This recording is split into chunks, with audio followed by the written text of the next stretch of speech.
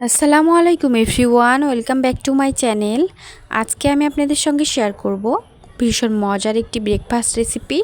এটা হলো চিড়ের পোলাওয়ের রেসিপি। এটা কিন্তু আপনারা ইচ্ছা করলে বাচ্চাদের টিফিনেও খুব সহজে পরিবেশন করতে পারবেন। আর বাসায় তো ব্রেকফাস্ট হিসাবে সকালের নাস্তায় খুব সহজে পরিবেশন করতে পারবেন আর সবাই খেতে খুবই পছন্দ করবে। আর এখনও যারা আমার চ্যানেলটি সাবস্ক্রাইব করেননি তাদের জন্য সাবস্ক্রাইব করার অনুরোধ রইল, এবং যারা আমার ফেসবুক পেজে দেখছেন তারা ফলো দিয়ে আমার সাথেই থাকবেন। আর এই চিড়ার পোলাওটা আমি সবচেয়ে বেশি সহজভাবে তৈরি করে নিয়েছি, আর এরকমভাবে তৈরি করলে কিন্তু কোনো ঝামেলাই থাকবে না। এই জন্য আমি প্রথমে নিয়ে নিচ্ছি 1.5 কাপের মতো চিড়া। আমি বাজারে কেনা চিড়াটা নিয়েছি, এবং এগুলোতে অনেক ময়লা এবং ধুল ধানের যে অংশগুলো থাকে সেগুলো থাকে, সেজন্য আমি খুব ভালোভাবে কয়েকবার পানি পাল্টিয়ে ধুয়ে নিচ্ছি। 3 বারের মতো ধুয়ে নিয়েছি। তারপরে নিয়ে নিচ্ছি পেঁয়াজ, কাঁচামরিচ, আলু কুচি করা এবং রসুন একটু কুচি করা, এবং বাদামগুলোকে আমি প্রথমে ভেজে নিব। যেহেতু আমি কাঁচা বাদাম, আর যদি আপনাদের কাছে ভাজা বাদাম থাকে তাহলে তো ভাজার কোনো দরকারই নেই।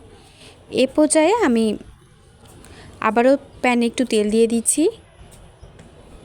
দিয়ে দিচ্ছি ছোটো সাইজের একটা পেঁয়াজ কুচি এবং একটা কাঁচামরিচ কুচি। দিয়ে দিচ্ছি সামান্য পরিমাণ লবণ, 1/2 চামচের একটু কম লবণ দিয়ে দিচ্ছি। লবণ দিয়ে এখানে দিয়ে দিচ্ছি একটা ডিমটা ভেঙে দিয়ে দিচ্ছি। ডিমটাকে আমি একটু ভালোভাবে ভেজে নেব। আমি আলাদা করে ডিমটাকে ভেজে নিচ্ছি। এ পর্যায়ে দিয়ে দিচ্ছি সামান্য পরিমাণ হলুদ গুঁড়া, এটা একটু কালার হওয়ার জন্য। দিয়ে দিচ্ছি সামান্য পরিমাণ গরম মশলার গুঁড়া। আপনার ইচ্ছা করলে এখানে জিরা গুঁড়াও ব্যবহার করতে পারেন। এ পর্যায়ে এটাকে নেড়ে চেড়ে আমি একটু ভালোভাবে ভেজে নিচ্ছি, আর এগুলোকে ভেঙে ছোট করে নিচ্ছি ডিমের অংশগুলোকে। আমার ডিমটা ভাজা হয়ে গেছে। এ পর্যায়ে কিন্তু একটা বাটিতে উঠিয়ে সাইডে রেখে দিচ্ছি। এ পর্যায়ে আমি প্যানটা একটু ক্লিন করে নিয়েছি, নিয়ে আবারও তেল দিয়ে দিচ্ছি। দিয়ে খুবই ভালোভাবে একটু স্প্রেড করে দিচ্ছি তেলটাকে। তারপরে দিয়ে দিচ্ছি মিডিয়াম সাইজের একটা পেঁয়াজ কুচি, দিয়েছি 2 থেকে 3টা কাঁচামরিচ কুচি। যদি আপনারা ঝাল খেতে বেশি পছন্দ করেন তাহলে কিন্তু ঝালটা বাড়িয়ে দিতে পারেন। যেহেতু আমি বাচ্চাদের জন্য তৈরি করব, কিংবা বাচ্চারাও খাবে, সেজন্য ঝালটা একটু কম দিলাম। এ পর্যায়ে দিয়ে দিচ্ছি 1/2 চামচের মতো আস্ত জিরা, দিয়ে খুবই ভালোভাবে এর সঙ্গে ভেজে নিচ্ছি। কিছুক্ষণ এটাকে ভাজার পর এ পর্যায়ে ভাজা হয়ে গেছে, দিয়ে দিচ্ছি আলু কুচি দিয়ে দিচ্ছি, এবং কয়েকটা কাঁচামরিচ দিয়ে দিয়েছি। 2-3টা আস্ত কাঁচামরিচ দিয়েছি। দিয়ে আমি দিয়ে দিচ্ছি 1/2 চামচের একটু কম হলো লবণ, দিয়ে দিচ্ছি 1/2 চামচের একটু কম হলুদ গুঁড়া। দিয়ে আমি আলুটাকে মিডিয়াম টু লো আছে আমি কিছুক্ষণ ধরে ভেজে নিব। সেদ্ধ হওয়া পর্যন্ত ওয়েট করব আলুটা।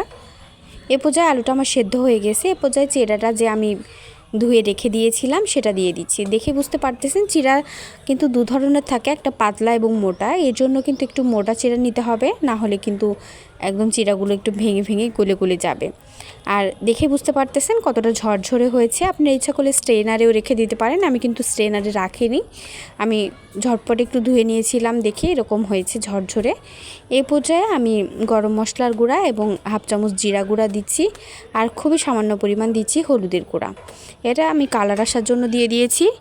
দিয়ে আমি এটাকে নেড়ে চেড়ে খুবই ভালোভাবে এর সঙ্গে মিশিয়ে নিচ্ছি, আর একটু সময় ধরে ভেজে নিচ্ছি।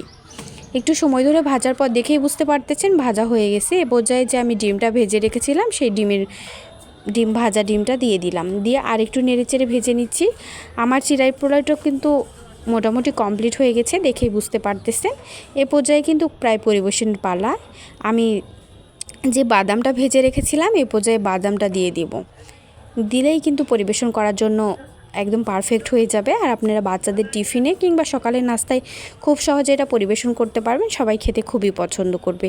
আর আমার চিড়ের পোলাওয়ের রেসিপি ভালো লাগলে অবশ্যই লাইক দিবেন, এবং কমেন্ট করে জানাবেন কেমন হয়েছে আমার চিড়ের পোলাওয়ের রেসিপি। আর আমার রেসিপি ভালো লাগলে অবশ্যই আমার চ্যানেলটি সাবস্ক্রাইব করবেন এবং পাশে থাকা বেল আইকন ক্লিক করবেন। এ পর্যায়ে আর একটু স্বাদ বাড়ানোর জন্য কিন্তু আমি দিয়ে দিব 1 চামচের মতো চিনি, তাহলে কিন্তু টেস্টটা আরও বেশি বেড়ে যায়। সেজন্য দিয়ে দিচ্ছি চিনিটাকে। আর এখন পরিবেশন করে দেখিয়ে দিচ্ছি কতটা লোভনীয় এবং সুন্দর হয়েছে। খেতেও কিন্তু মাশাআল্লাহ অনেক সুন্দর হয়েছে। এতক্ষণ সঙ্গে থাকার জন্য ধন্যবাদ।